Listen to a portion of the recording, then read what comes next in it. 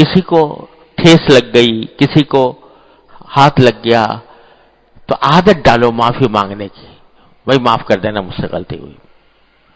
اپنی غلطی کا اعتراف کر لینا یہ بڑی اچھی صفت ہے. تو اس کو ڈالنے کی، اس کی عادت ڈالنے کی ضرورت ہے. اور خاص طور پہ ان لوگوں کے ساتھ کہ جن کے ساتھ ہر وقت اٹھنا بیٹھنا ہے، چلنا پھرنا ہے، میل جول ہے، پتہ نہیں کس وقت ہم سے اس کی حق تلفی ہو گئی ہو. اس لیے ہمارے بزرگوں نے کتنا اچھا جملہ سکھایا تھا کہ جب دو مسلمان ایک دوسرے سے جدا ہو رہے ہوتے تھے، اچھا بھئی السلام علیکم، بھئی میرا کہا سنا معاف کر دینا، میرا کہا سنا معاف کر دینا. کیا مانا؟ کہ میرے منہ سے کوئی بات ایسی نکل گئی ہو کہ جو آپ کے لیے ناگوار ہو، تکلیف پہنچی ہو، اس کو معاف کر دیجئے. اسی طرح یعنی کہا سنا میں در حقیقت بہت ساری چیزیں آ جاتی ہیں. غیبت اس میں ہر طرح کی چیز، اور غیبت ایسی بلا ہے کہ آدمی بسا اوقات ارادہ نہیں ہوتا غیبت کرنے کا، لیکن اللہ بچائے مجلس میں بیٹھا ہے اور منہ سے نکل گیا کوئی جملہ، وہ غیبت ہو گیا. غیبت ہو گیا، زنا سے بدتر جرم ہو گیا، اشد من الزنا، منہ سے نکل گیا. تو اس لیے کہیں نہ کہیں جا کے آدمی پھنس جاتا ہے.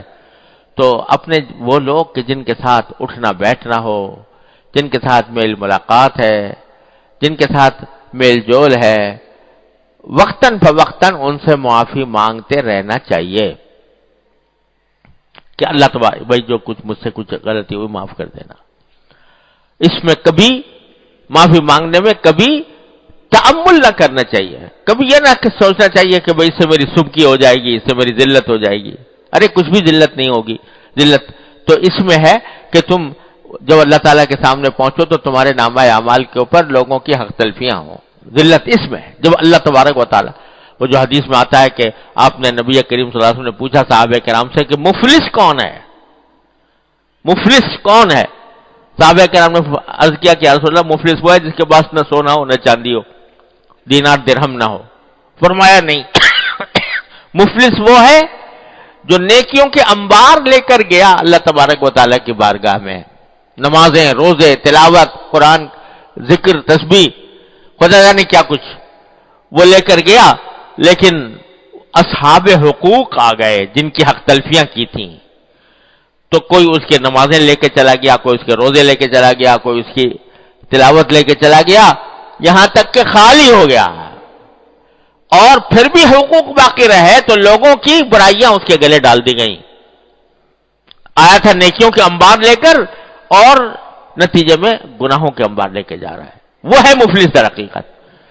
تو یہ معافی مانگ لینا یہ بڑی آسان بات ہے دنیا کے اندر اللہ تعالی نے رکھی ہے. معافی مانگ لو. جس کسی سے کوئی جھگڑا ہو، اے بھائی ہم مجھ سے کوئی زیادتی ہوئی تو معاف کر دینا. تو یہ دوسرا پہلو ہے عفو کا، دوسرے کو معاف کر دینا اور خود معافی مانگ لینا. اور بھائی رسول کریم صلی اللہ علیہ وسلم نے ایک اور بات ارشاد فرمائی، وہ بھی یاد رکھنی چاہیے.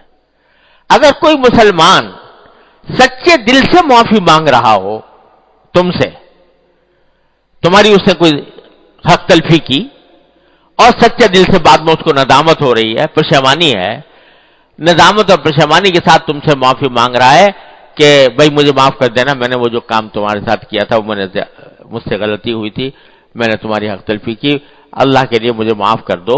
ایسے کوئی شخص لجاجت سے معافی مانگ رہا ہے، پشیمانی کے ساتھ، ندامت کے ساتھ، تو اس کو معاف کر دو.